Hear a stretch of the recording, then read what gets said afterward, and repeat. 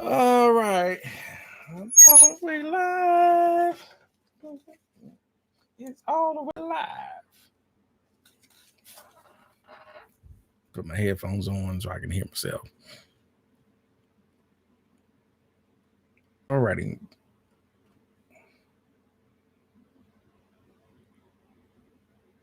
It's gonna be this delay is killing me. I'm gonna find another way to do this live stream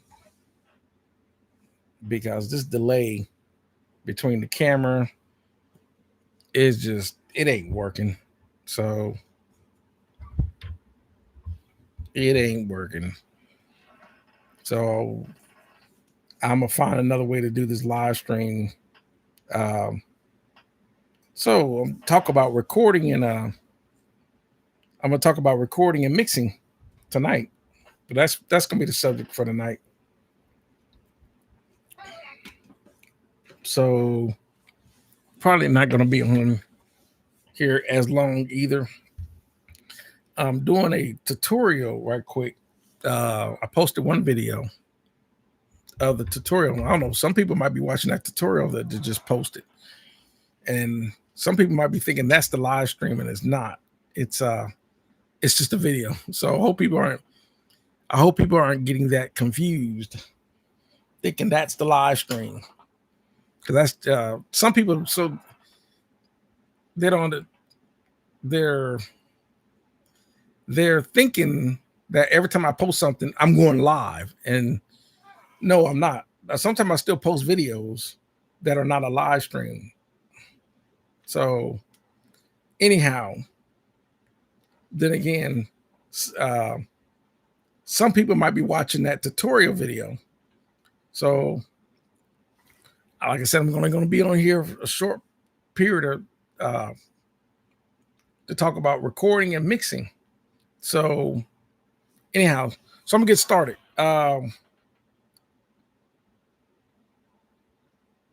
I said, yeah, it's easy to tell if you're live or not. Okay, yeah, like I said, with this delay, like I said, this is probably gonna be the last live stream. I gotta find a way to get this delay out. When I had the little webcam, there was no delay, but the video quality was not as good as this camera. But I don't know if this processor or whatever the case. So, oh, you watch Matthew has said he was watching. I was watching the other video too. Yeah, I just posted that. So I made that video 3-4 hours ago, but I think it just posted. So people might be watching that, you know. That video was basically it's kind of like a tutorial request.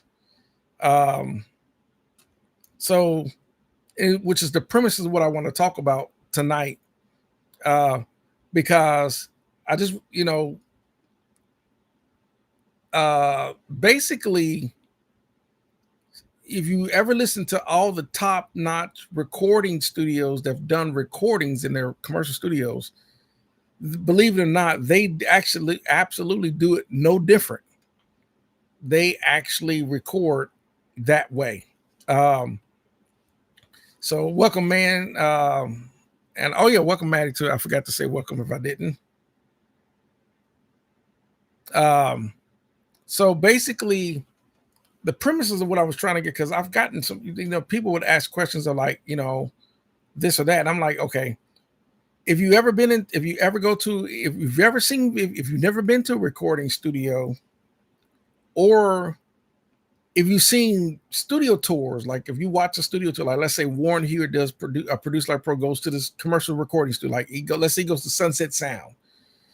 And you go in the control room, and there is a large console in there, or there's outboard gear, whatever the case. Most of the time, if they're not recording to a 2-inch tape machine or something like that, they're recording into an interface into the DAW. So, what's making those big commercial studios sound like that? And believe it or not, there's really the factors would be musicians that they're recording in a live room, the microphones they're using in those rooms to catch the ambience of the sound of the room, and all that's going through um, high-end preamps, which then goes through. Of course, it's going to be signals, even though it's going through the console. The electronics of the console still affects the sound. Then that's going to go to tape, which is going to affect the sound, and then the playback from the tape comes back to the console. And then they're going to incorporate the outboard gear. They're going to put compressors and stuff like that on certain channels, or EQs on certain channels, whatever. They're going to have certain reverbs and delays on auxiliary channels. They're going to set up bus channels. Then everything, all that's going to route to a 2-track master on the console, and that's going to go to print to a master recording. And that's really the difference. That's truly the difference. So, other than getting the right, gain staging and levels and all that, and reducing the noise floor and all this other stuff, but that's the whole point of the reason why I posted that video, is just the signal flow, to show you how the signal's getting in, how it's going. It's all going through a patch bay. Then it goes into the console, and then from the console goes to the tape machine, or in this case, a DAW that you're using through an audio interface.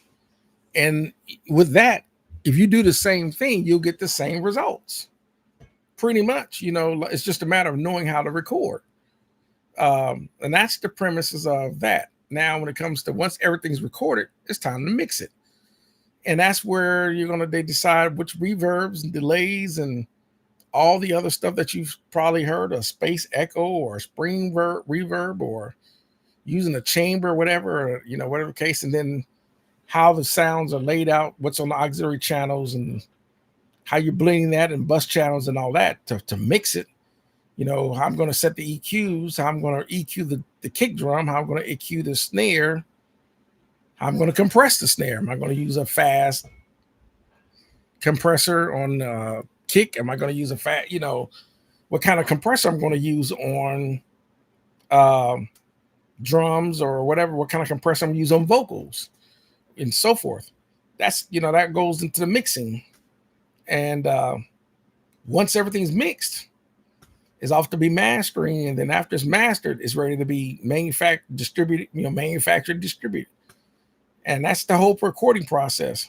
So welcome, DL. I'm good. We're just talking about recording and mixing for the night. Like I said, it's going to be a short live stream, because I got to run to the store before they close. So, and like I said, I think some people are probably watching the that tutorial video that I just posted. So, so that's the premise. So the thing tonight is, if people got questions, they can ask a question in the chat on the recording process. So, and the reason, another thing I want to say is, by default, most DAWs are set up to work like a analog recording studio, believe it or not. The thing is, when people people that get into buying a DAW and plugins, and they don't understand the signal flow and the workings of an actual real studio, a lot of times some people, they may or may not they wonder why they're not getting the same results. Like let's say, for example, I'll use Chrysler Algae as an example. I use him as a mix engineer, right? Because he understands how recording studios work. So if let's say for some odd reason you can convince Chrysler Algae to work in the box, he's gonna, in his mind, he's gonna say, okay, well, I need to set my mixer like an actual real SSL console, whatever. That's the first thing he's thinking. I gotta, if I gotta use the mouse and use the mixer and the DAW, it needs to flow like it needs to flow like an actual analog console. He's gonna figure out what piece of gear he's gonna insert on certain channels, He's got to figure out what pieces of gear um, he's going to put on buses and all that. Well, he's going to think about that working in the DAW too. So all these mixing engineers that work in the box still try to work in that box, but they still got the mindset of working in the studio. Instead of using an actual real piece of gear, they're going to use a plug-in. So that's the premises. So like I said, with this live stream tonight, it's not for me just to yap my gums. But it's more of people that might, people ask, when I'm on the live stream, I see all these questions that are popping up on the live stream. So now's the time. Well, maybe I don't have enough people watching the live stream to, and maybe everyone that's watching right now probably already know. I don't know, because the only way I know, for those that may or may not know, I can only tell who's watching based on who writes a comment in the chat. For example, it may show me a number. Let's say 40 people watching, but only 5 people respond. I only know the 5 people that respond because they wrote something. Other than that, I don't know who the other 35 people. I don't know the other 35 people that are watching because they don't post. So, welcome Tactical Committee. So, Matt says, I know my signal flow, but others may not. Yeah, that's exactly. So, I'm getting a message. Let me see. Oh, okay. So signal flow. It's like when it comes to audio and signal flow, because it's like, I'll say, when it comes to signal flow and recording and mixing, what affects the signal going to your recording source, and then when it comes to mixing, what affects your signal coming from the recording source matters, right? Sometimes you might have just straight signal. It might go straight directly from your source, keyboard, guitar, vocals, whatever, directly to your recording source. In this case, we're using an audio interface because we need one to convert the sound into digital that goes into the computer, because that's most people recording on hard disk recording. That's what we're doing, Mac or PC. But the old days, the signal flow would go from your live room through the console into a tape machine. And then how I'm going to affect the signal. Do I need to put compressors on certain things? Do I need to use EQs or whatever? That's put in the middle of the signal flow, right? Now, once that's in the recording portion, right? Once you got everything recorded, now it's a matter of what tools and pieces of gear or plugins I'm going to affect the signal to mix. Some people like to keep their stuff as dry and as minimal amount of processing as possible when it comes to the recording portion. We call that the front end. And then, of course, the mixing portion is usually considered the back end. And then they're like, well, let me see what pieces of gear I want to affect the recording. Do I want to, okay, I've got the drums. Now, what compressor I want to use to, or what EQs or whatever. And other tools I'm going to use. So that's the premise of tonight's subject. These are all VST sound sources equal? What makes one VST better than another? A lot of, believe it or not, some VSTs are better than other based on how well they're modeled or basically programmed or written, the software. It's almost the best way I can describe it is if you think about a 1980s game compared to video games today, the graphics and so forth. And because of that, your computer, PC or Mac, needs to be a lot more powerful to the best way I can describe it, let's say you're watching a game, you're playing a game.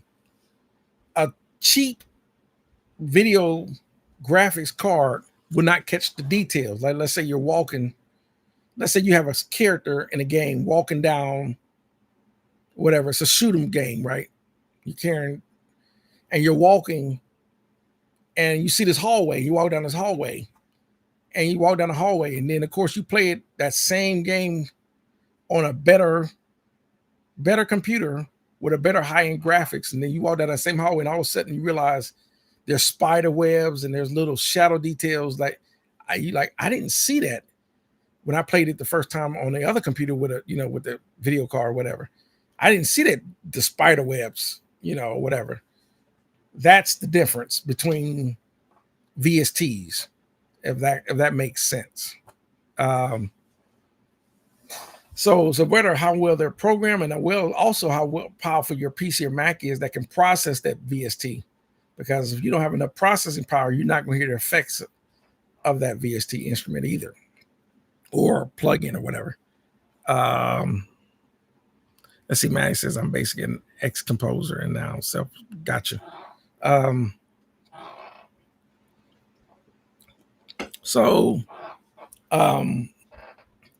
It's the same thing with real gear,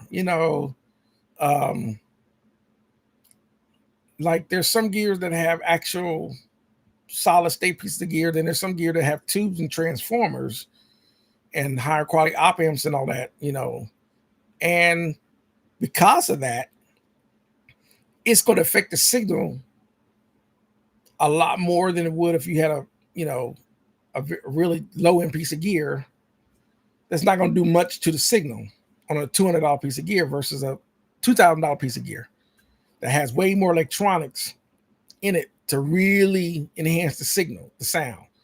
So that's the best way I can use that analogy. So a lot of times in mixing, engineers tend to make more choices on what they want to do to mix than in the recording. A lot of times recording engineers, they're just trying to get the best quality recording. And a lot of times that's, whether it's, okay, I'm going to use this microphone through this preamp and from this preamp or whatever case, if it requires a microphone or whatever the case. But in the mixing, that's when you really start seeing a lot of the gear being used for the processing.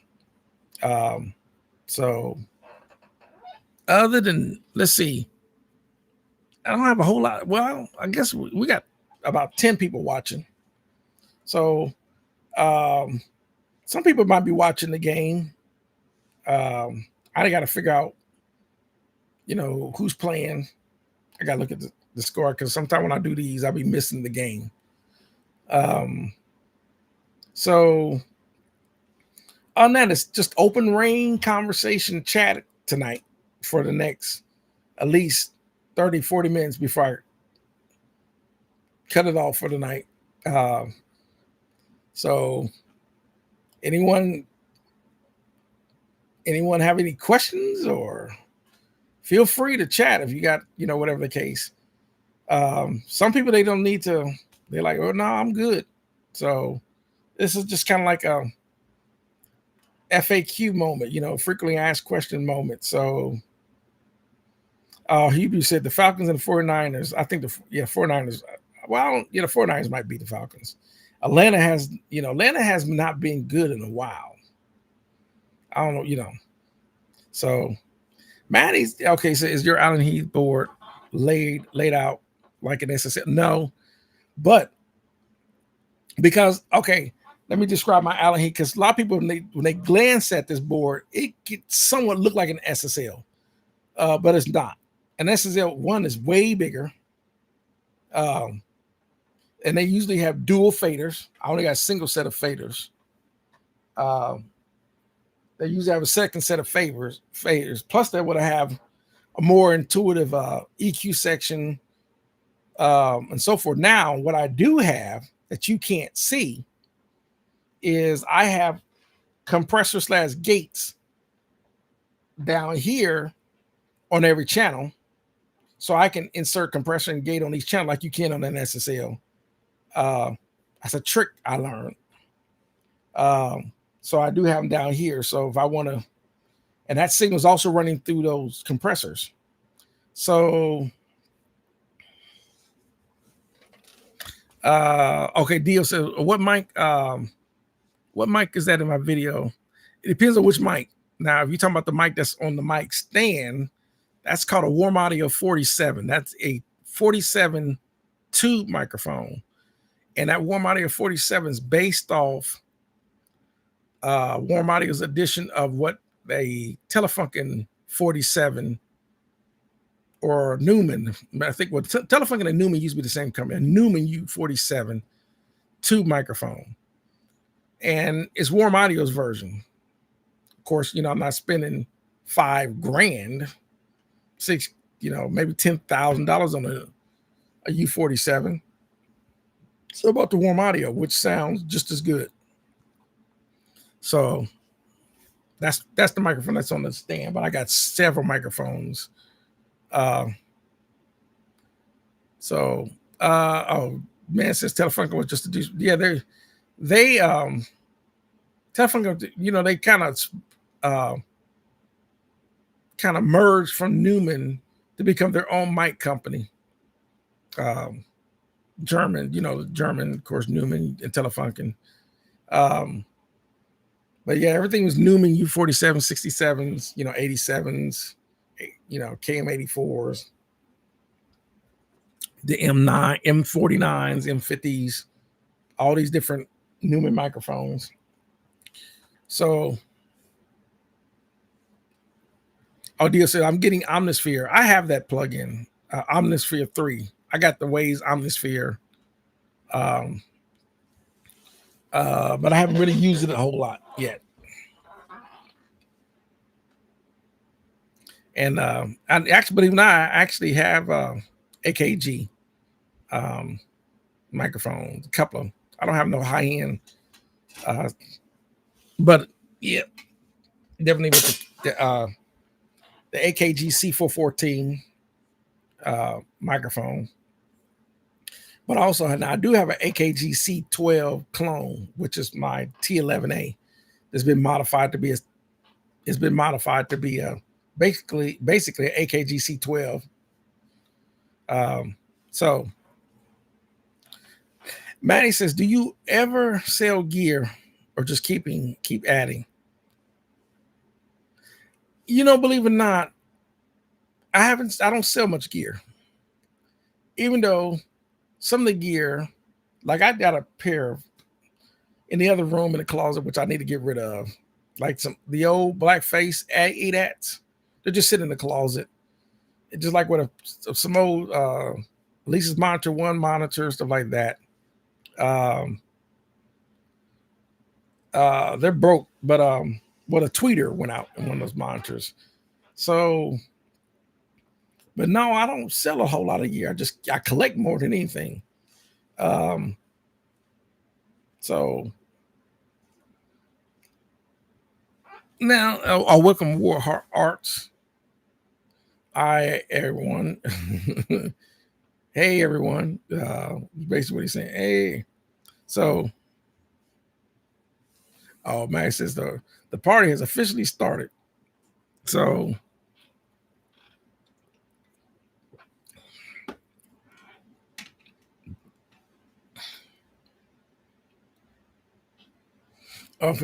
unfortunately, I need to sell stuff in order to keep. Believe it or not, I've gotten rid of stuff.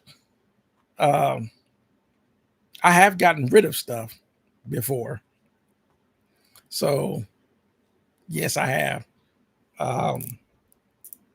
And at first, I'm like, am I gonna need? No, I'm not gonna need. I'm not gonna miss this bit. Like, some of that stuff I had. Like, I had an old Behringer mixer that I got rid of that I don't miss. So yeah, that's the premise of tonight's discussion, is just talking about recording and mixing. Dio says, I spent too much on stuff. Me too. Especially, I stopped buying plugins. And the reason why I stopped buying plugins, even though they keep coming out with new plugins, I stopped buying plugins because it's like on my computer right now, I got over 1,100 plugins, and I'm not even using 100 of them. So I said, I don't need to buy no more plugins. Just don't. Um, so the premise is recording and mixing. So Maddie says I probably buy and sell a bit too much. Yeah, like me, I don't sell a lot of stuff, but like I'm still buying stuff I need. Like now, like for example, the stuff that's in those that's not in the rack, because I want to make some custom racks for that stuff. That's on there for those preamps and stuff, that because some of that's in the rack, some of it's not. I decided, I think what I'm gonna do now, I think I'm just gonna buy the tall racks I got right here. These are tall racks, and I think I'm gonna buy 3 more of those tall racks and call it a day. So I've given stuff away, but rarely sell anything. I sold a few old RCA QU3 mics, and because they were worth a fortune, I hated their sound. Oh, got you. Spawn, salute. So like I said, I'm just talking about recording, because sometimes people, believe it or not, recording can make all the difference in the world when it comes to the song and the mix. Is the front end. I feel that when I'm watching or just hearing other, whatever the case, we always talk about mixing. I'm like, well, you got to mix something that's recorded. It does no good to always talk about mixing if we don't talk about the recording. So, speaking of that, I'm anxious to try out this drum mic that I just ordered for my drum kit in the other room. So I like the way it sounded. I was watching it, I was like, oh, that's a nice sounding kick drum mic. Because we was always with the D112 or whatever kick. But I heard this microphone and I was like, oh, I like it. Just seems it wasn't overly bassy. And I'm anxious to try it. It's called the Audix D6. So when it comes in, I'm going to see how it sounds on my kick, my drum kit over there. So Warrior Arts says, today I tracked drums at home. Less than spectacular results. Still working on it.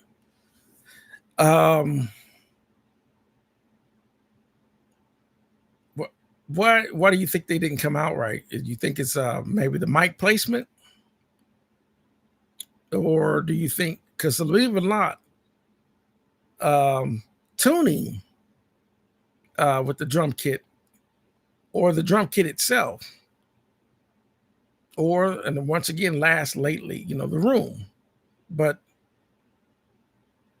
a good set of tune drums with a good set of microphones going through a good set of nice set of mic pre's and all that, so it depends on all of that. Let's see. Deal says, I need better mic preamp and EQ on it and a compressor. Like I said, there are you could start off with, you don't have to buy the most expensive mic pre's with EQs anymore. You can get away with the clones, like a Heritage Audio, which is a mic pre and EQ. And that, it might run you about $7.99, whatever, but it's worth it for your mic pre's with EQ on it. Because that's basically a channel strip. It's kind of like mic pre and EQ on a channel in the console. Well, the mic pre's in about preamp and outboard gear, mic pre and EQ. So man says all about tracking. That's my bread and butter. Yeah, that usually for the most part. So, and he said the Latin kick mic. No, I have, it's an Audix D6 kick mic. So, he said, oh, the Audix. I like the D6. Yeah, that's what's supposed to be here next week. I heard too many great results with that, so I bought one, and I'm anxious to record it, with it. So, and then Spawn. Oh, let's see. Let me see. Oh, Spawn says, as an engineer, you want the most natural recording. Yeah. Then you can add your reverb and all. That's very true. That is true. Let me see. Or says, I'm not a drummer. Believe it or not, me, I'm a keyboard player.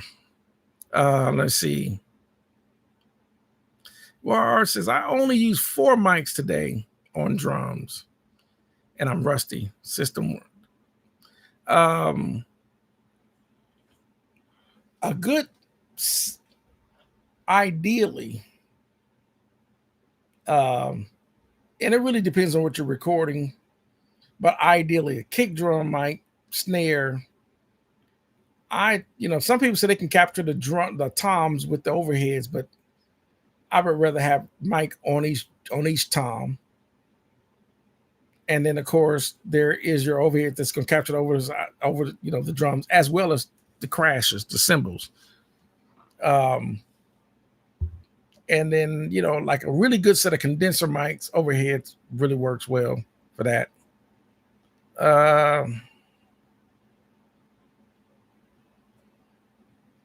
So he said having the correct drum heads for the genre or the correct drum.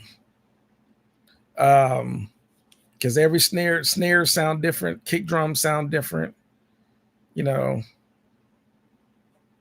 So let's see. On horses, I'm using drums though. Gotta invest in more. Well, you can always get you a nice Yamaha custom. Those are usually under under 1,000, about 1,000, unless you want to invest in DW, $2,500 drum kit. But your drums, if you're going to record drums, quality of the drums matter in the recording, because you can have the best preamps, best microphone, but let's say someone comes in here with a garbage trumpet, all you're gonna do is amplify a garbage trumpet. That's all it's gonna do. But really good gear will amplify really good gear, if that makes sense. A really good microphone going through a good preamp will amplify and bring out the quality of a really good trumpet, like a Bach Strat, right? Stratosphere trumpet. That's a $3,000 trumpet, especially if the trumpet player is an amazing, we're talking Wynton Marsalis type of trumpet player. He's playing a high quality horn where that's going through a nice microphone, through a nice preamp. That's what's going to make the sound. So our sponsor says, Mark, that's true. So you're right. Because some drummers don't need a full 3-piece drum. Some drummers just play snare, then have a tom, a high tom, and a floor tom. They don't even have a mid tom. So, and then man says, I use up to 22 mics on a kit depending on the genre. Yeah, you can. It was not unheard of. You got kick in, kick out, maybe a couple, 2 or 3, one kick to hit, like maybe SM57 inside the kit. Maybe you might have another kick and maybe a FET 47 on the drums. And on top of that, you might have a SM57 top, SM57 bottom. You might even do top and bottom on all the toms. Sennheiser 421s, high, mid, low toms or whatever. Then we got a pair of overheads. And then we still got a pair of room mics. So So welcome, Rockport Tigger.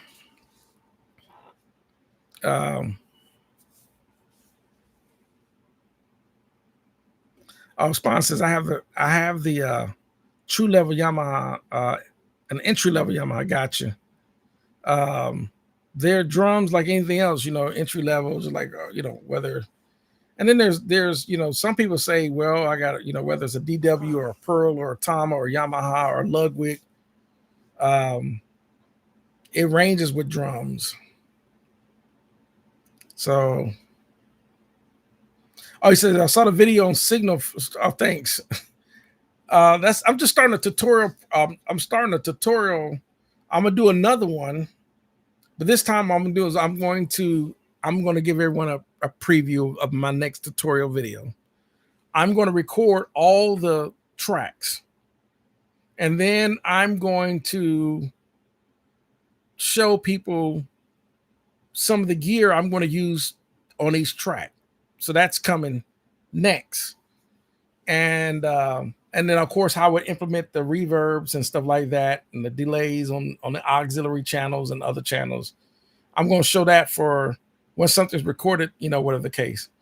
And that's gonna be the next video. So you all will see it. But thanks for watching that video. Appreciate it. It said Bert Drum said is the mark. Gotcha.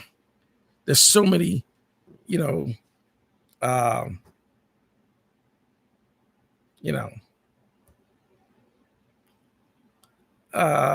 me see. I feel you on as far as the house being small. Like I said, I wish I had that's the one thing I wish I had. I wish I did have a big old high ceiling, 30-foot, maybe a live room the size of a gym. I wish I had, that East West or Universal, United Way or whatever type of live room, tall and all that. But I do not. I just because it's a house. So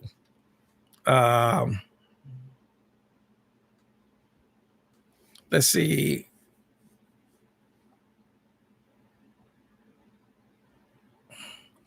And he says at the point that a replacement or gear upgrades will cost about $1,000 for each piece of wear. Sucks. Believe it or not,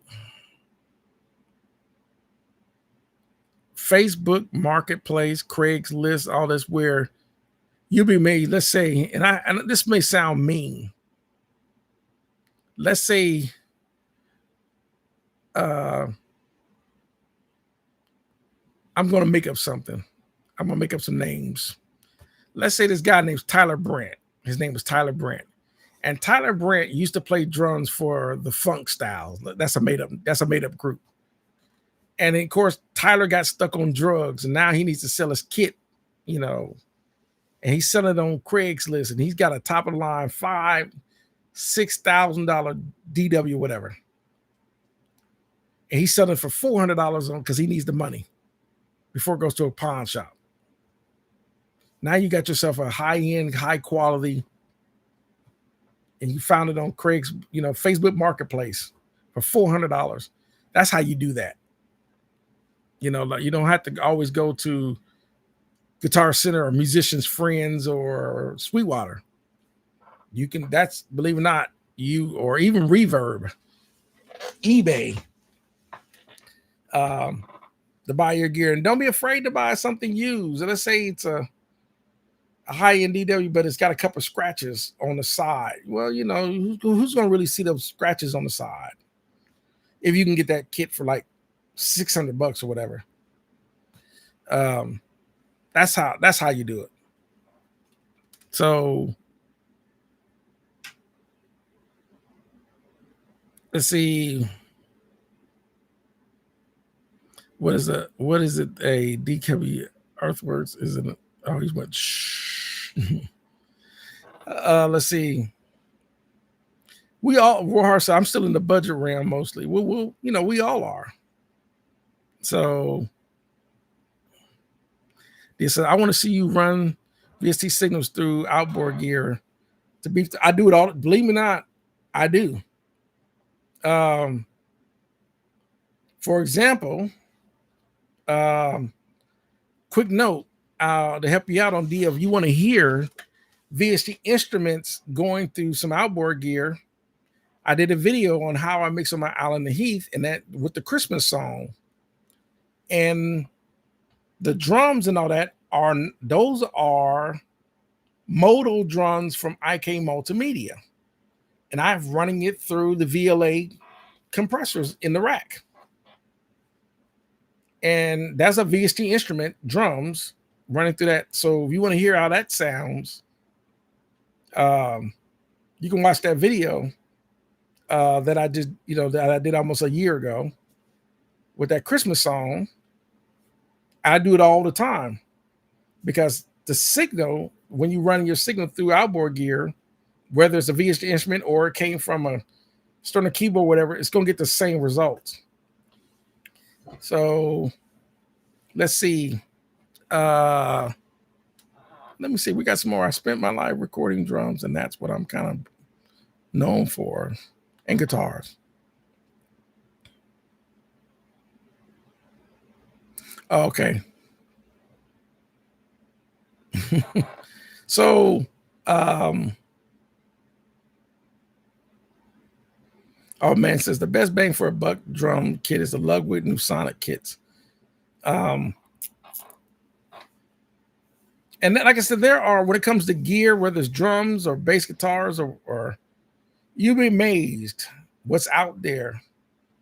A lot of people, when they think of instruments, they got to go to the big names like Guitar Center, Musicians Friends, or Sweetwater, or whatever. And you do not.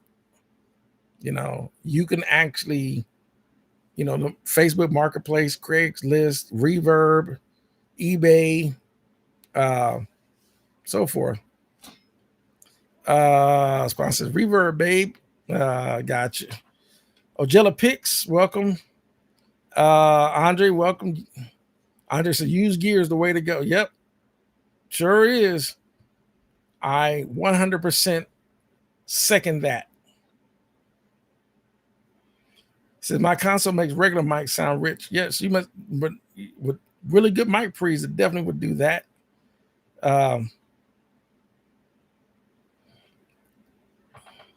Said DSI found a vintage MPC. There was a few states away, and they wouldn't sell it. I didn't want to fly to go. Nah, yeah, I think some people are still trying to get those MPC 2000s and 4000s and all that. But like I said, the only MPC I got an MPC Renaissance. It does everything I need to do.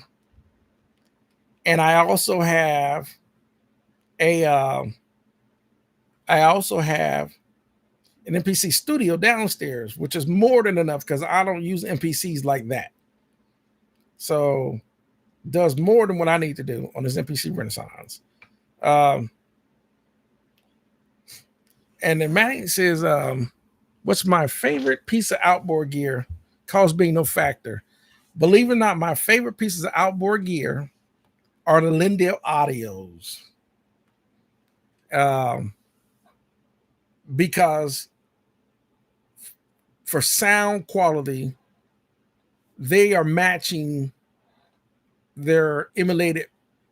In other words, like the Lin 76s.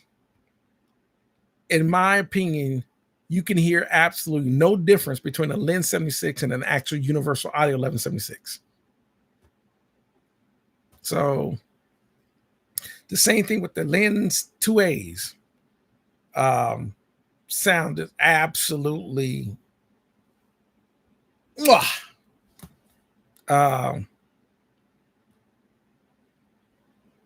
that's just now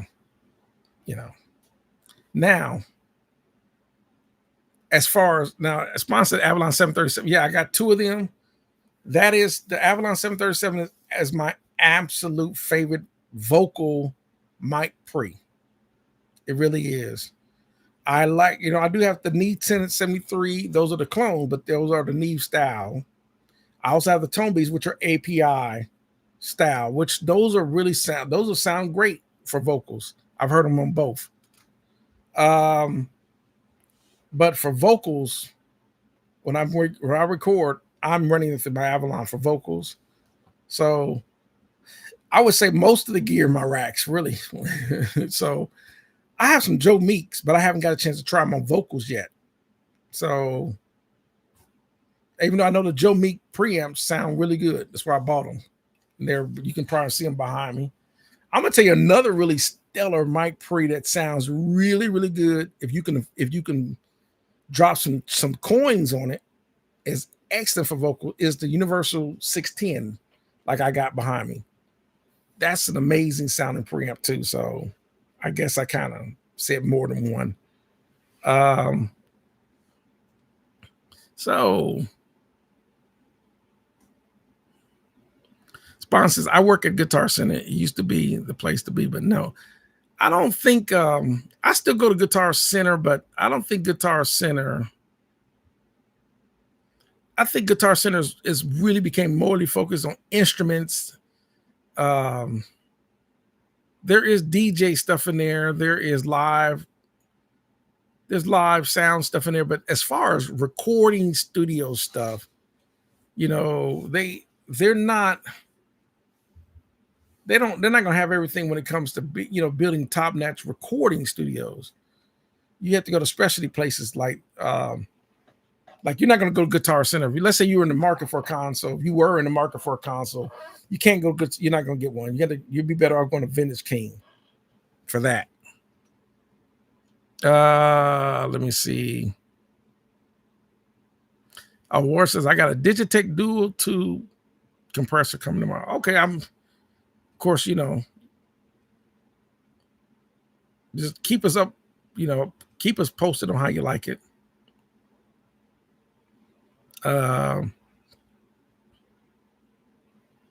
Sponsor says no 1176. So I do have a pair of Kate's War says KT 76s are like 1.6. I do have a pair of those. I do use them. Warren says I don't have no 1073 type pre's yet. There's so many 1073 clones out there. There are so many. Let's see. Oh, sponsor, yeah, you can't say that out. Yep, just Dio says if I buy the 737 plug-in, is it going to sound like the same as no? It's not. And some people will, it sound the UAD 7037. Yes, no, because the sound, what gives the Avalon 737 sound is because there are actual transformers and tubes and stuff like that in it. No PC or Mac and software has tubes. The tubes and the transformers is part of the sound. Your PC and Mac just has no tubes or transformers in it, except for the power transformer. That power is the. So now, will the plug-in sound close to a Avalon? Probably. It's going to sound close to an Avalon, yes. Most plugins sound close to what they're modeling. But if you want an authentic Avalon preamp sound, you got to get an Avalon 737. That's just no way around it. And they've come down in cost. They were up to almost $3,000, but now I've seen them used again on the used market for about $1,500 on Reverb. So if you can come up with $1,500 cash to grab one, that's if you want an Avalon. Not everyone wants an Avalon, but it is my absolute favorite vocal mic pre because it just does something to the vocals for me. The way it makes the vocals sound warm, believe it or not. And I'll say this: when everyone knows Bryce that started Warm Audio, and he tells a story. And he was doing an interview, and it was what inspired him to start his Warm Audio clone company. Because he said for the first time he heard a microphone, and he heard this cheap microphone that he was using. They ran it through an Avalon 737, and it just brought. He's like, it sounded so warm and big. He's like, I was blown away how that 737 brought out the vocals. And he's like, that was it. And he realized, well, the Avalon's got transformers and stuff like that in it. So um so let me see. Yes, the Lin is a better piece. Yeah, like I said, there's Warm Audio, there's 76, there's the Kate Clark Techniques, and then of course there's Lin 76. There's Stem Audio, Audioscape, and all these other clones. But when I heard the Lin 76s, I heard them, and I was like, yeah, that was enough for me to buy them. So I got two Lins in the rack. I got the Lin 76s, I got the Lin 2As, and I got the Lin Pool Textiles. Outboard. Someone said that's why outboard gear is the shit. And like I said, if you buy the 737 plug-in, I'm not gonna say that you say you wouldn't be. I'm sure it will sound good, but it's not gonna, like a real 737. I mean, that's what gives the 737 its. Digital chips can experience. Well, because you think about it, because when we say digital, there's always audio and all that. Analog versus digital. Well, we always say digital, but really it's analog versus digital conversion. Because digital itself is really just binary, right? It's just ones and zeros.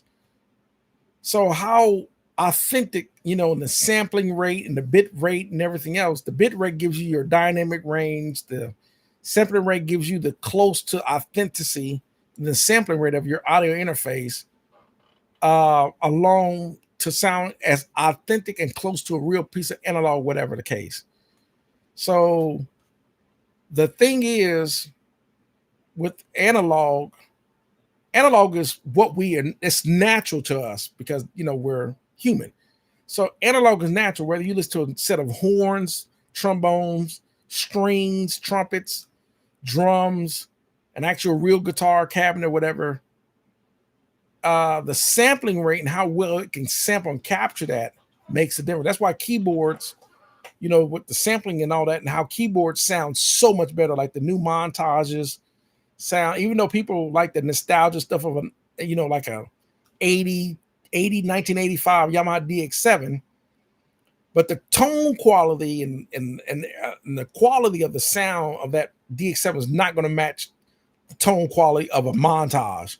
It's light years ahead of quality over DX7. So let me see what else. Yeah, sponsor. That's why I bought it. It's just me. That's why I got it. Worse is okay. I'll say for the trust me, if you're gonna get some clone gear, get the Lindales. Out of and they're affordable. That's the crazy part. Like you can get a Lindale 76 for about $399. You cannot beat that price.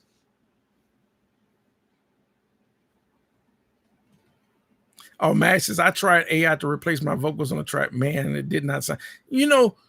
AI, because AI, it's almost like AI sounds, it's artificial, and it's artificial intelligence, right?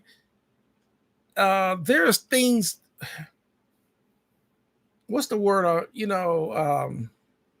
We've seen when you watch AI, like everyone probably watched like the AI short videos of animals or whatever. You immediately when you see it, first of all, most of the AI videos are unrealistic. Like I saw this video of a baby, and this alligator was coming to eat this baby, and all of a sudden this cat jumped on the alligator and scared the that's not realistic. But it was AI. It was Sora AI. It's so Hebrew Chili, what's going on? Is there any good gear that is better to buy now, new instead of used? I would it varies. Like for example, now I would say because when it comes to use, you really have to look at the source of how well that person took care of the gear, buying it used. So it varies. I would say that like for one, if you can get brand new cables, because most of the time when people sell cables, because cables went bad, but it's really hard to really, because for people, like sometimes people buy consoles as an example. Well, the consoles they buy, they're not new. They're used from other sources. Like a recording console that was in London, now they got it in LA, like an SSL. Well, that's definitely going to be used because SSL have made like 4,000 consoles. They stopped making them in like 1990. So any SSL is going to be used. So it really varies on gear. Cables, definitely, like if your instrument needs tubes, you definitely want to buy brand new tubes. And of course, if they're microphones that are in affordable range, like a brand new, let's say a Newman or let's say a Rode, if you can get that new for $300 or whatever, definitely buy it new. So let's see. Andre says Avalon roll off the tops and opens the mids and keep the low end round. Like I say, oh yeah, like there's a love-hate relationship with Avalon preamps in Nashville, right? Because Nashville loves 1073s, right? As far as preamps. But the Avalon 737 has been used in, I don't know, LA, New York, Florida, Detroit, Houston. There's Avalons, and not just the 737 channel script, but even the Avalon 2022 opto compressor and their EQs and all that. But to me, I just love the way Avalon's, what it sounds like on vocals. It's my vocal microphone, So let's see.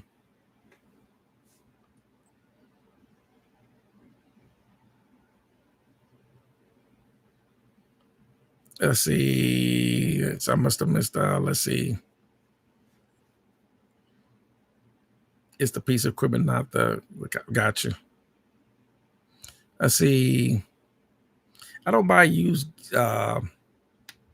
guitar strings, drums, heads, or under. Yeah, it's, like like strings. Yeah, definitely brand new strings. Because strings go dead. Yeah, if you can get like all the underparts, like the accessories or the whatever, you can get that stuff brand new for sure. Let's see, man says hot take here. In the ops opinion of that 99% of people should stay away from most hardware and stay in the box. Maybe a couple of good mic. Yeah, I think someone asked me a couple of weeks ago of all the pieces of gear, routine hardware, and I think we're talking about plugins or whatever the case. What piece of gear would you get that's not an in the box piece of gear, like plug-in, whatever? And I would definitely say mics and mic pre's for the most part. If I'm gonna use plugins for anything else like EQs, reverbs, compressors, but I'm gonna use some really good external mic pre's. Period. So let's see. Armadillo says the montage doesn't sample those. See, I'm not sure about the new montage and all this capability because I still got a motif. As far because I don't sample it, even with my Triton Studio definitely can sample. My Roland Phantom can sample. My Korg Kronos can sample. My Roland Phantom G can definitely sample, but I don't use samplers. So I wouldn't definitely wouldn't be buying the montage for sampling. Plus, if I was going to sample, I'm going to sample and use the MPC so I can chop up and do stuff to samples in my MPC. If I'm going to sample and splice and cut up samples and all that, that's what I would do it in the MPC software. I wouldn't do it on the keyboard. So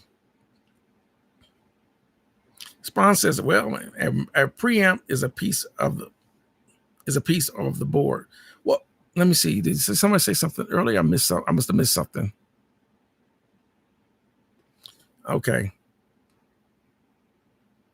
So I must have missed something. Okay.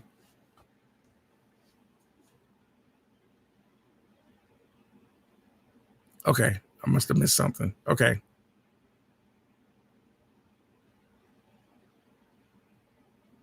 Oh, I think we might be talking about outboard gear and preamps versus the console.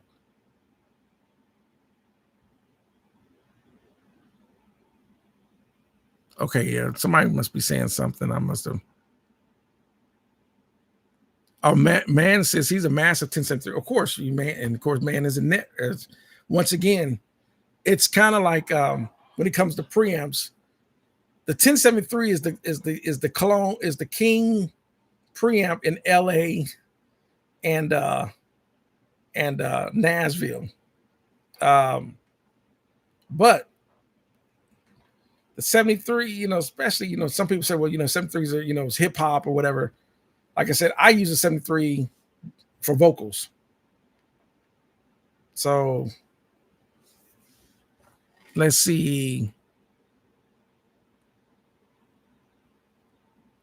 Yeah, that must be common because I must have missed. Yeah, somebody, because we got some side comments. Okay. Yeah, so the Motif does. It sure does. I have the Motif XF.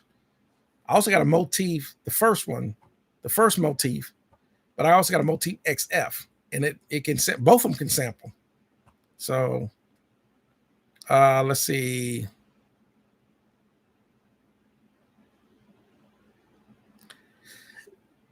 Oh yeah, well, SM57, and of course, definitely SM58 when we talk about dynamic microphones. Believe it or not, sometimes think when we record vocals that we got to use a condenser mic. You don't always have to use condenser mic for recording vocal. You can use a ribbon or a dynamic microphone, like an SM57, SM58, SM7, and so forth. Spawn says the Motif is the shit. I love my Motif XF.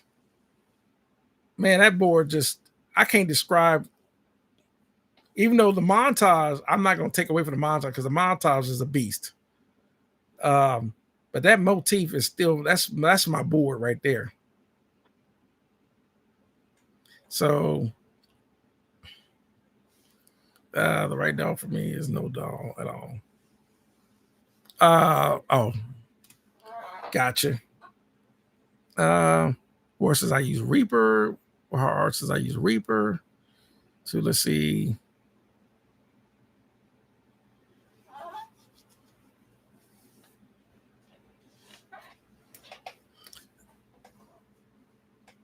Let's say, do you don't want to check out how the samples that you chop up with the MPC sound when you record them into the keyboards that you have?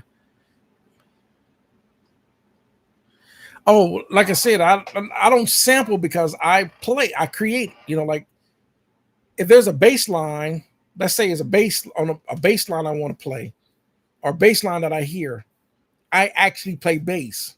So I actually physically play the bass. So I don't need to go sample that. Same thing like keyboards. I'm a keyboard player. Or horn lines. I actually play trumpet and sax. I play real horns. So there's just no reason for me to sample anything other than, like let's say there's a drum snare sound that I like, and I might chop just to get that drum snare sound. It might be like a little, like a little, something like that.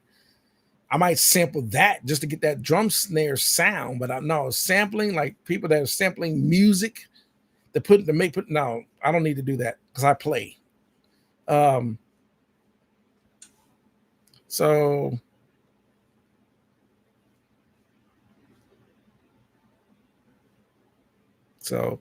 yeah, man says I use a 1073 preamps literally for everything. I'm lucky enough to have enough channels for it. Yeah, it's called a Neve VR console.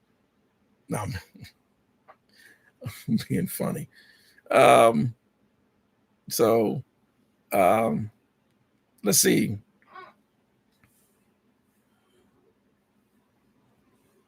Our sponsors. I learned off the keyboard, so the MPC was very different for me. I can't do it. Like me, the workflow of doing stuff. If you're going to use your keyboards, like if I wanted to build tracks, keyboards. If I'm not going to use the DAW, is on the keyboards. But there are people that actually use the MPC. But the thing with the MPC or whatever, because it doesn't have keys, you got to use a MIDI controller along with the MPC. But there are people that work that way. Like Bolo, the producer, uses a keyboard in his MPC that does this stuff.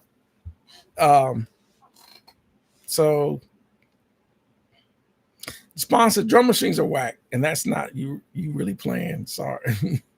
Well, if you program the drums, you act literally. I'm gonna hit the drum pad. Sorry for hitting the mic. If I'm sitting there doing this and I'm programming, that is me playing it. It just but not like I said. Everyone has their opinions on just like there are people that don't like drum machines. They rather play real drums. But I don't want to always use real drums like for everything when I'm recording my music, whatever. Sometimes I want to use the sounds from like the MPC for drums, especially in heavy R&B or whatever. So it depends on. It really depends. I gotta watch this pop filter in this mic because I know it is. I know that is aggravating. Let me adjust this. Me hitting the mic and all the pops and explosives and all that. But Spawn wants unplugged acoustic live shows on. Well, like I said, there's so many genres of music. It's so many genres of music. And like, for example, if you are recording a country and western band, naturally it's going to be a real drum set, a real bass, real acoustic, real electric guitar, maybe a steel guitar, piano, maybe organ or whatever, a fiddle or whatever. Yeah, that's the standard sound for that genre of music. Or a jazz band, same thing. Jazz band, you got drums, upright bass, acoustic grand piano, whatever the case, maybe saxophone. So it really depends on my chair is crying. It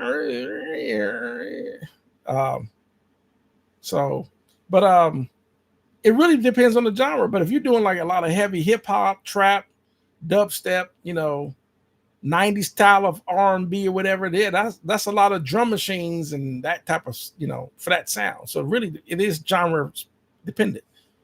So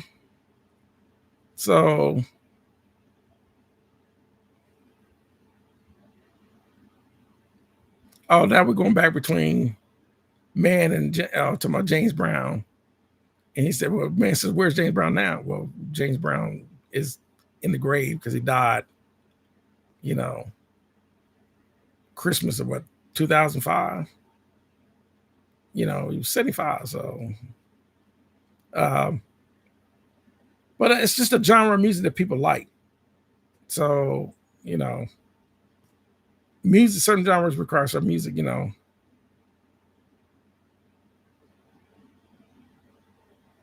So, okay, let me see. I'll say everyone punches on my, yeah, like I said, I just, wasn't, because it's going to get in the recording, but, so Max says I can play out of time and sing out of key if anyone wants real. Well, yeah, that really depends on. That might not, yeah. If it's out of key and it's out of time, that might not go too well. Are you a creator of music? Like me, I am. So, like the next tutorial, I'm going to do some tracks. Well, that's me playing the tracks. So you'll hear. I create all my music. So, because I'm a musician first, songwriter and all that. Then I'm a studio engineer second. So, let's see.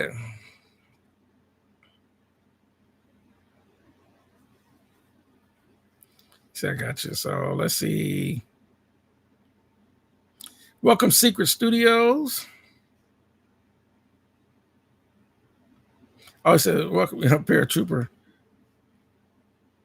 Oh, says how in the hell should I connect this TT, which means telephone type of patch bay and 500 chassis to an Orion Gen 3 DB25 cables? Inputs and out confusing me. Okay, with the DB25s, of course, naturally the DB25s is going to go to the back of the Orion because that's all the connectors.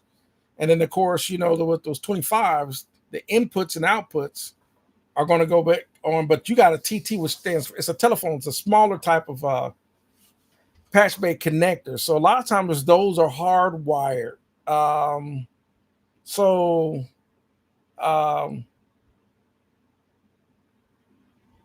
a lot of times those are soldered. So let me think about that one. Because for the patch bay that I got the Nutric and the Behringer patch bays, which are 1/4-inch type patch bays. Of course, the TTs are more common for pro level recording studio, but I just didn't feel like dropping 5,000 on a Switchcraft TT type patch bay. But 500 chassis, same thing. When out the back of that 500 chassis is going to have your input outputs. But if you had standard 1/4-inch patch bays like the Nutrix or whatever case, then it would be very easy because inputs patch bays are. And I did a video on patch bays. The top rows are always your outs, and the bottom rows are your ins. But then it's a matter of how you set your patch bay up for it to be normal, half normal, or through, parallel or through. Depends on how you set the patch bay up. A lot of times you're gonna run your inputs and outputs to the same gear, but you're gonna set your patch bay to parallel or through. But if you're gonna run to go from one source to another and the patch bay is in the middle of that signal chain, then you'll be normal or half normal. So if you're gonna come from a live room to go to a patch bay, all your outs mean coming out of the live room. We're gonna be connected to the top row, and then the bottom row we're in, meaning into the console. That's going to go into your console if you're using one. That's how you would set that up. That way you can insert a piece of gear into the signal flow of your signal. And then of course, from the console is just coming direct out or bust out into your input of your interface, or input of your direct out would go into the inputs, will come out. So your patch bay would be out of the console. So the back of the out would then go into the input of your tape machine. And then the tape machine, the outputs of the tape machine would come into the bottom row of the patch bay for inputs. But you're not going to make sure that they're not, you don't want to have it normal or have no, you want to have it parallel or through. So the tops and bottoms are not connected, whatever case. I did a video on patch bays, but if I need to do another video on patch bays, I can.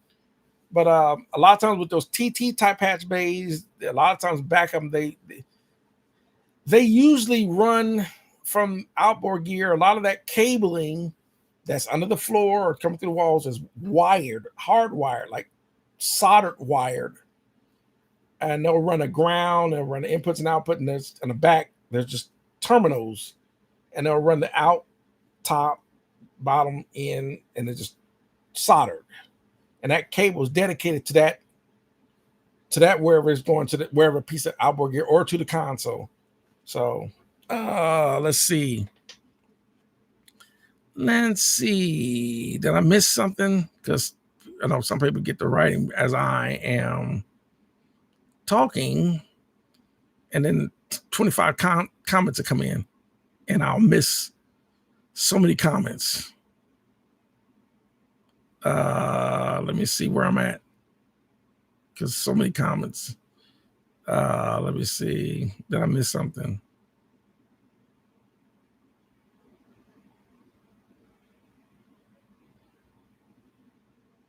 Okay.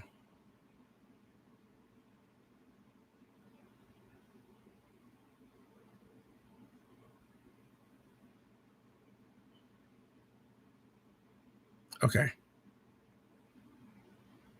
I said, don't let AI take over. Okay, gotcha. Okay.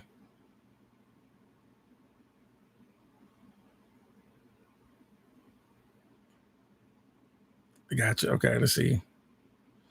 Oh man, asking what's the name of the patch bay. The TT wants to know what's the name of your patch bay. Let's see. Let's see.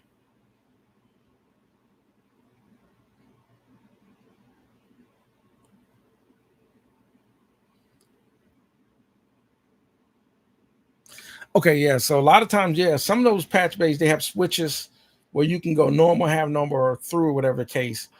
Like I said, I did a video on patch bays. Normal meaning you want the signal to actually continue from one source to the other. The patch bay is going to be in the middle of that signal flow, so that way you can insert gear.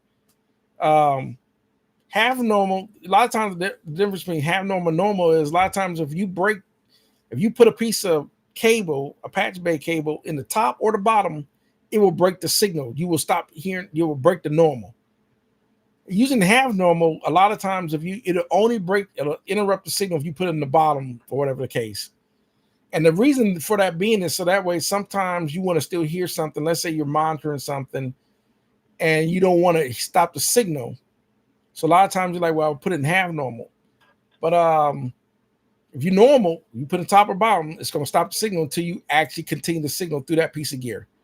So, i.e., let's say you're patch bay on patch channel 1, and it's normal to come from the live room into the console where you put in the top rows, you're not going to hear anything. Let's say the drummer or the guitar player, or the bass player, or whatever is playing something. You put something that you're not going to hear it coming into the console until you complete the signal path.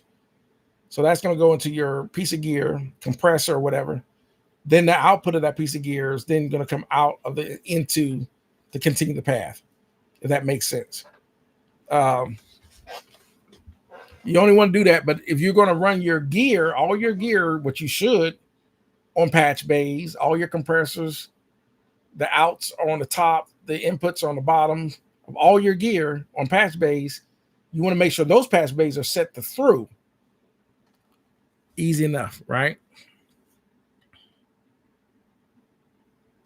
Matthew said TTs are all, of course. I have TRs type patch bays. TTs are definitely better, but I haven't gotten that yet until I find a good deal on a TT type of patch bay. So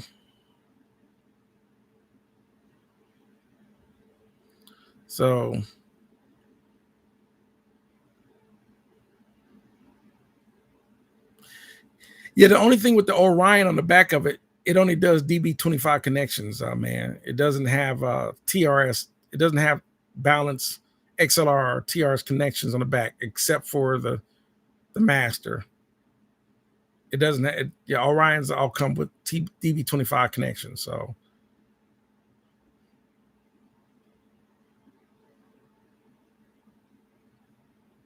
I've said it's the Redco R1. I've seen that one. Yeah.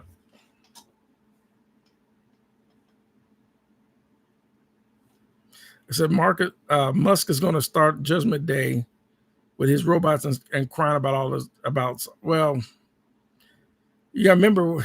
Here's the thing about AI and robots and all that. You know, a lot of times they think they're making life easier by having AI and robots and all that, but at the same time, without a human element to, AI can't predict so many unpredictable things that only a human will know how to react to, because you have to program AI to do whatever the case. They say AI is anyhow. I'm just not gonna get started on AI, but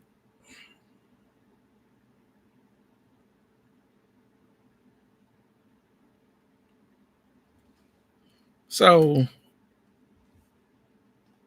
okay, let's see.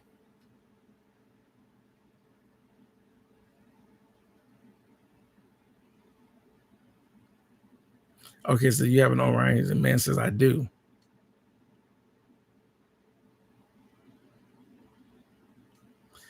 I'm just trying to get Mark to say TTs. I will say TDs uh once I get Jennifer Lopez over here. Uh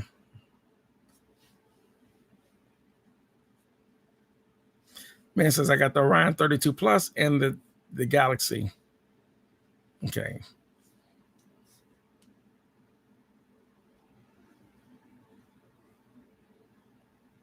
He said without a flow chain, I'm not sure which order these connections should be in. Like I said, on the Orion with the DB25 connections, you got your 32 inputs, and then you got, which is four. There's a 4 dB connectors, and then of course you got the outputs was a 4 dB, for 32 out, 32 in, unless you're going to run Matty or Dante connections or whatever.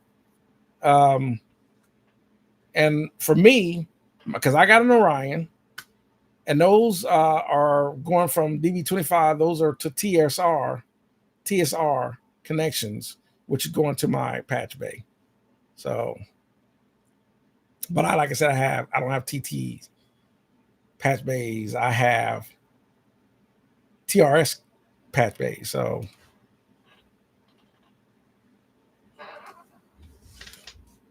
tatas, right?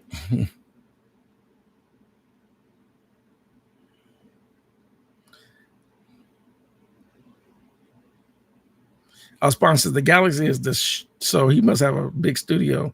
That's a lot of stuff. Well, if y'all don't know, man has, for those that don't know, uh, for those that don't know, uh, man has 27 studios.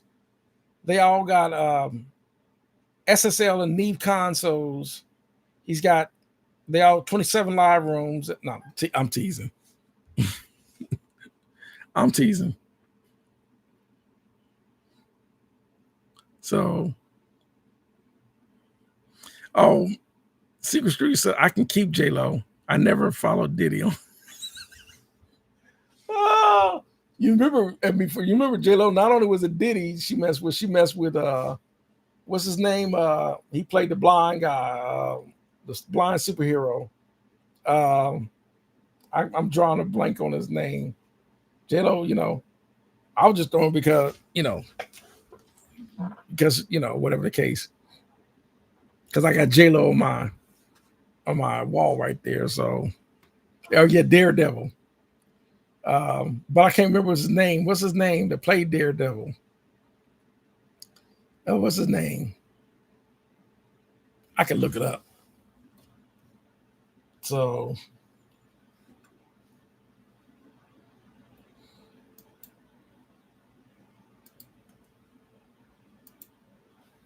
somebody, or Ben Affleck. Yeah, y'all got it before I could Google it. So yeah, it's funny. Um, a lot of those celebrity females have been with quite a few dudes. They count be high. So,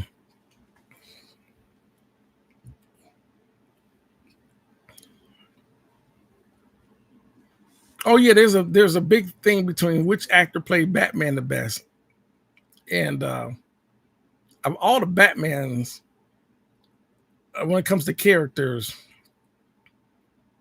as far as Batman, I kind of like um, what's his name? He also played man, I'm getting old when I can't remember this stuff no more. That tells you I'm getting older. Uh,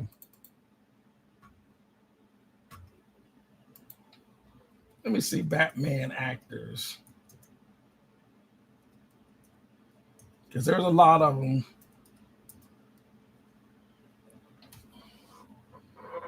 Oh, Michael Keaton.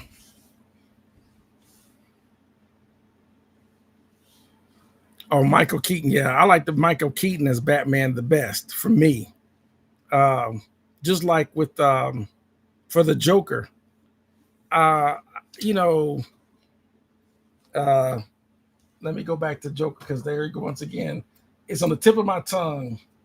Um,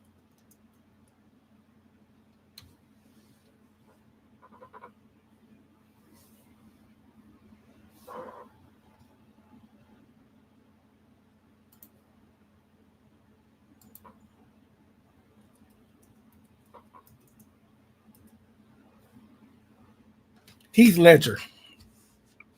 Some people say Jack Nicholson. Um, then some people say the original from the 1960s for Batman. But to me, when it comes to the movies, um, to me, I thought somebody said Christian Bale, but to me that was just an over the top with that. Where is she? I just just you know. But Heath Ledger, when it comes to the Joker, I think he just nailed it. Like for me, the best villains in Batman was Heath Ledger as the Joker, and of course Bane. When Bane, because Bane just he just Bane had a condescending way he talked to Batman. Oh, so you think darkness is your ally? I was born in it. You nearly adapted it. Oh, I was molded by it. I didn't see the light until I was already a man. By then it was blinding. I am the League of Shadows. Just that whole the way uh Tom Hardy did Bane, you know, that was just yeah. So, but other than that, as far as superhero movies, I'm burnt out on them. I don't want to see any more Fantastic Four or no more Spider Man or Incredible Hulk or Iron Man. I'm just burnt out on all those movies. I want to, we need to go back to thriller movies and so forth. I'm burnt out on the superhero movies. So let's see.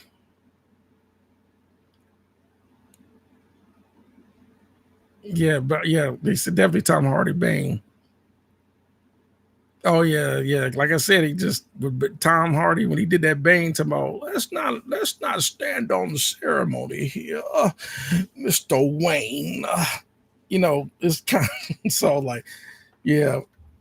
And then on top of Bane, being as big as he was, you know, can you imagine getting beat to a pope where I gotta talk to you like that? So you think you could book me? You fight like a younger man, admirable but mistaken. So, um, oh, someone said the last Joker movie was terrible. It was like someone filmed like I said, and they tried to with the what's his name that did the Batman. I forget the actor, but I'm sorry. They tried to bring a Joker back with that Batman, but I'm sorry, Heath Ledger nailed that. He nailed the Joker. So that tomorrow, let's just put a smile on that face. Yeah, yeah, just you can't. Yeah, and it's too sad that because they definitely would have did a part two with him in that again had he not committed suicide. It's just tragic. He took his life, but um, um, it said, why did YouTube repeat all my? I have no idea. YouTube does some weird stuff. So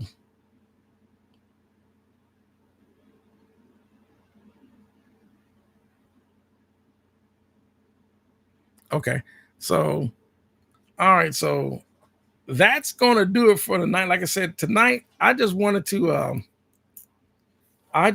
talk about some just recording and stuff like that. Like I said, I'm gonna do a tutorial part 2, um, and a part 3, and maybe a part 4, because it was a special request. So I just wanted to, the first one, I just want to start signal flow, because that's the crucial portion of it. It's the signal flow, and then I'll go into the mixing signal flow. So let's see. I got a couple more before I get off. Let's see. Let's see. See, you should.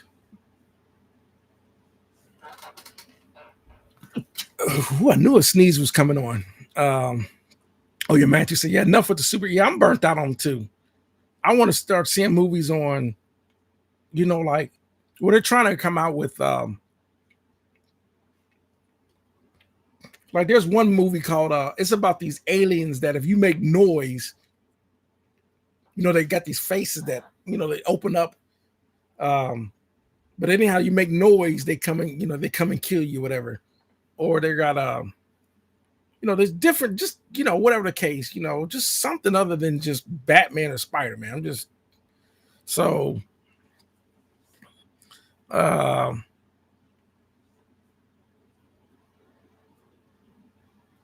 me see. Oh, yeah. Somebody said every time, yeah, yeah. Like I said, it just, plus, I'm, even Wonder Woman, I'm just, Rack Protect said, you need a Joker edition. Oh, I can't do it. I'm not a very good Joker. I do better doing Bane.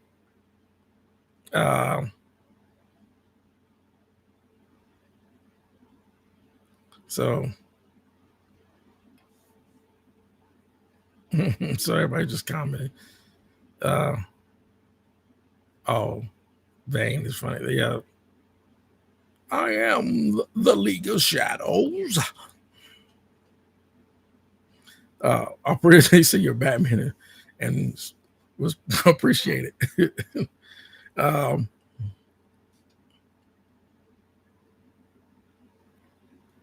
would be kind of cool. Put the mask on, So yep.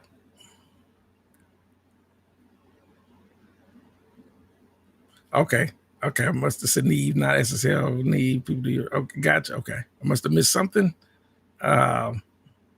So yeah, I think Danny DeVito was the Penguin. So Neve, he said I'm a Neve fanboy. Neve is like the stand, Neve is, I can't knock Neve. So yeah.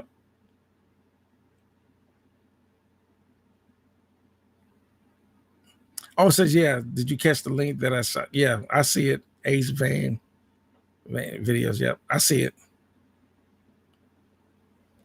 So, but I'm gonna go ahead and like I said, appreciate everyone tuning in. Another Sunday evening, and we'll do this again. So I hope everyone is having an awesome, awesome Sunday or whatever the case may be, and look forward to video tutorial number 2. And it's always great. This is always fun to get out, just have some fun with this, let's not be so serious. Let's put a smile on that face. Anyhow, we're gonna see y'all next time on the next live stream. And I appreciate everyone for always tuning in. You guys are awesome. All right, we'll see you next time.